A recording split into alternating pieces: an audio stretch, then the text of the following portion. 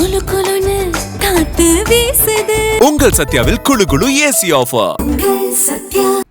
அதிமுக ஆட்சியில் போதை கஞ்சா புழக்கம் அதிக அளவில் உள்ளதாகவும் சட்டம் ஒழுங்கு சீர்கெட்டுள்ளதாகவும் அதிமுக நட்சத்திர பேச்சாளர் காளியம்மாள் தெரிவித்துள்ளார். திருவள்ளூர் அடுத்த பேரம்பாக்கத்தில் திருவள்ளூர் சட்டமன்ற தொகுதியில் போட்டியிடும் அதிமுக வேட்பாளர் முன்னாள் அமைச்சர் PV ரமணாவை ஆதரித்து கழக கொள்கை பரப்பு துணை செயலாளரும் அதிமுக நட்சத்திர பேச்சாளருமான காளியம்மாள் இரட்டை இலை சின்னத்திற்கு வாக்குகளை சேகரித்தார். அப்போது பேசிய அவர், திமுக அரசு கடந்த 10 ஆண்டில் மக்களுக்கு எந்த நலத்திட்ட உதவிகளும் செய்யவில்லை என்றும் தற்போது தேர்தல் அறிக்கையில் ரூபாய் 8000 ரூபாய்க்கான கூப்பன் என கூறப்பட்டுள்ளதாக விமர்சித்துள்ளார். இதற்காக டீலர்களிடம் திமுக கமிஷன் பேசியுள்ளதாகவும் குற்றம் சாட்டினார். காகிதம் வாக்குறுதிகளை தருவது திமுக, ஆனால் கைகளில் கொண்டு வந்து சேர்ப்பது அதிமுக என்று பெருமிதத்துடன் குறிப்பிட்டுள்ளார்.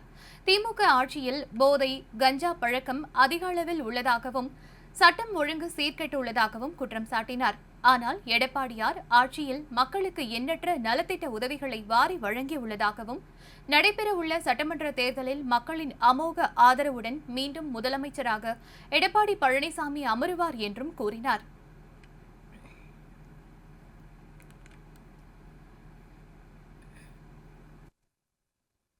நாலு வயது பெண் குழந்தையினுடைய வழக்கு உயர்நீதிமன்றத்துக்கு போகும்போது, உச்சநீதிமன்றத்துக்கு அந்த வழக்கு போகும்போது ஒரு ஆட்சியாளரா இருந்து ஒரு திமுகவினுடைய அரசாங்கம் என்ன செய்திருக்கணும்? அந்த வழக்கை எடுத்து நடத்துங்க, குற்றவாளி யாருன்னு கண்டுபிடிங்கன்னு சொல்லியிருக்கணுமா இல்லையா? அந்த நீதிமன்றத்துக்கு போய் வேண்டாங்க வழக்கை விசாரிக்காதீங்கன்னு சொன்ன திராவிட முன்னேற்ற கழகம் எப்படிங்க வந்து பெண்களுக்கான பாதுகாப்பை உறுதி செய்யும்? அண்ணா பல்கலைக்கழக இஷ்யூ வந்து யார் அந்த சார்ன்னு சொல்லிட்டு அண்ணா திராவிட முன்னேற்ற கழகம் அவ்வளவு பெரிய பரப்புரையை முன்னெடுத்தது இல்ல. அதை ஏன் இன்ன வரைக்கும் அந்த யார் அந்த சார்ன்றதை கண்டுபிடிச்சு வெளியில சொல்லாம இருக்கிறீங்க? அண்ணா திராவிட முன்னேற்ற கழகத்துல தவறு நடந்தாலும் இந்த குற்றவாளிகள் தண்டிக்கப்பட வேண்டும் என்பதில் இங்க இருக்கக்கூடியவர்கள் எவ்வளவு பொறுப்பும் கடமையுமா இருந்தாங்க. அதுல ஒரு விழுக்காவது இருந்திருந்தாலாவது இந்த பிரச்சனைக்கு தீர்வு கண்டிருக்குமே. இனிமே வந்து பண்ண போறேங்கிறது என்னங்க? இது ஏற்றுக்கொள்ளக்கூடியதா இருக்கா என்ன?